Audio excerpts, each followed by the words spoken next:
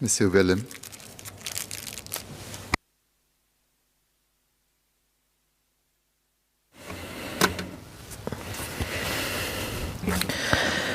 Mr. Speaker, in recent months, several of my residents have been killed or maimed as a result of irresponsible driving by others.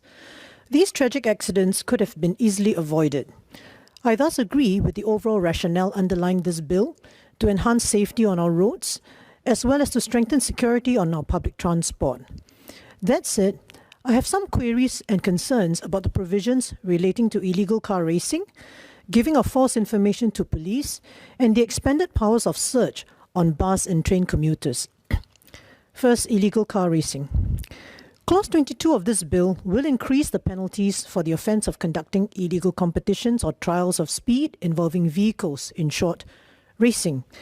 Earlier, the Minister of State for Home Affairs highlighted that there has been an increased incidence of such offences. In recent months, the public focus has been on the fatal crash at Tanjong Pagar that claimed 5 young lives.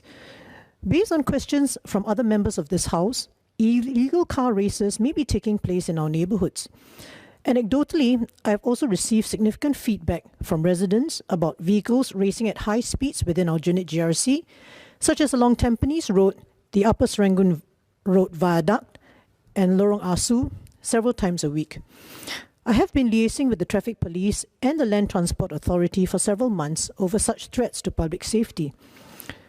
This bill proposes to significantly increase the punishment for the offence of illegal racing by doubling the maximum imprisonment and more than doubling the maximum fines. While such an enhanced punishment will send a stronger deterrent signal to would-be offenders, I believe that those seeking such thrills will still try their luck unless there is greater certainty of being caught. Earlier, the Minister of State mentioned that there are currently about 300 cameras nationwide to detect such offences. And to this end, could the Ministry confirm if law enforcement is stepping up further its capacity and operations to increase the likelihood of detecting illegal racing on our roads? Next, giving of false information. Clause 20 of the bill proposes to change the law regarding the offence of giving of false information to police about the identity of the driver who committed an offence. We are aware of such cases where a vehicle owner falsely tells police that another person was driving the vehicle in order that the owner escape punishment for a traffic offence. I agree with the proposed Section 81(3)(a), which will make it an explicit offence for that other person to pretend or falsely represent that he was the driver. He too will be liable for possible imprisonment. Hopefully, this will make it more difficult for vehicle owners to find fall guys to take the rap and thereby pervert the course of justice. Clause 20 also proposes to increase the punishment for this offence, in particular the maximum fine. It is now proposed to raise the maximum fine to $10,000. I note that just 4 years ago, the maximum fine had been raised from $1,000 to $5,000, a 5-fold increase, and now it is being doubled.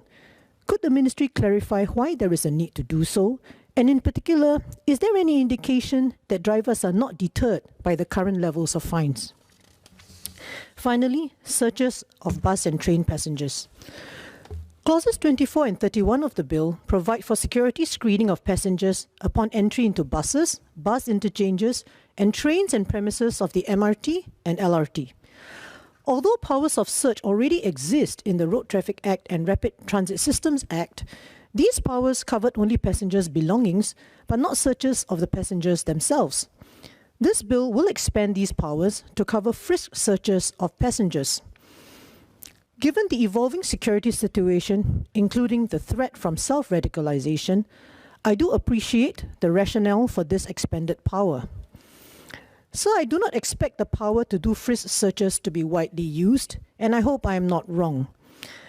Nevertheless, I have a particular concern about these provisions. The term frisk search is defined in the bill as a search of an individual by quickly running the hands over the individual's outer clothing. Frisk searches thus involve physical contact with the person being searched. My main concern revolves around the persons empowered to conduct frisk searches. To explain the basis of my concern, allow me to briefly describe the various actors in our security landscape. In our security ecosystem, we have SPF officers, auxiliary police, unarmed security, and other lay enforcement personnel.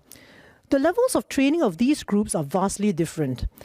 Compulsory training of SPF officers requires 6 to 9 months of residential training, while auxiliary police do residential training of 8 to 9 weeks or less than 3 months. Unarmed security training can be completed in about a week or two. I assume outsourced enforcement officers also undergo less intensive training. So the nature of deployments of these different actors has typically been deliberately calibrated with these differences in mind.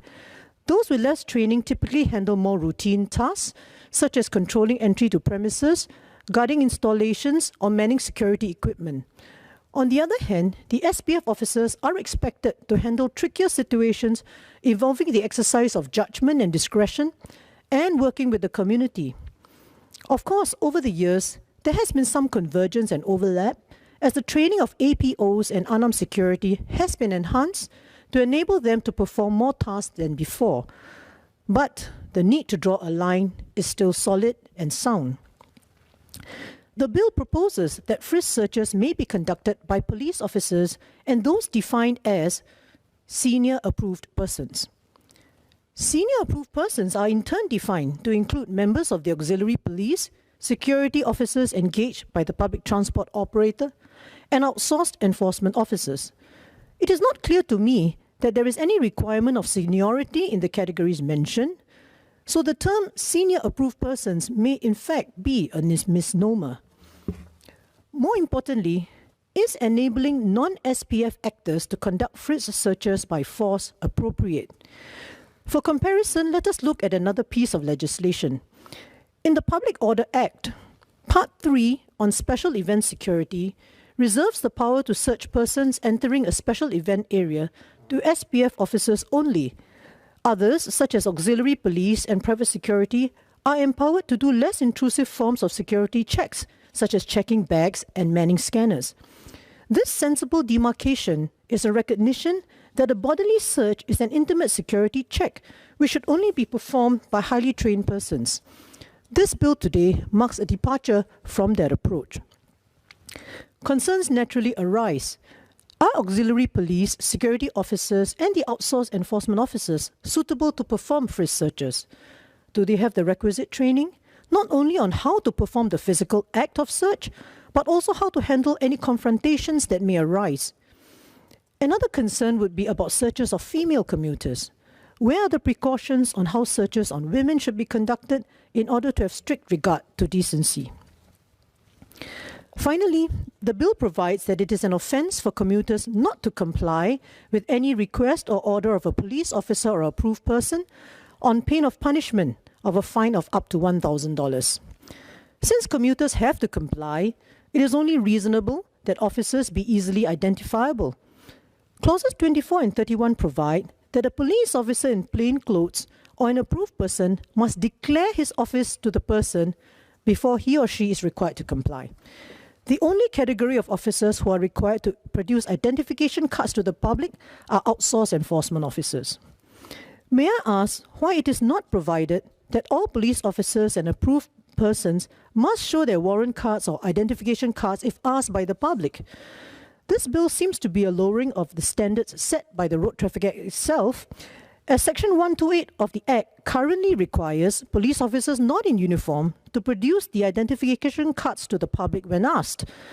In my opinion, requiring plainclothes officers to merely declare their office is not sufficient, and cases of impersonation of police officers happen all the time.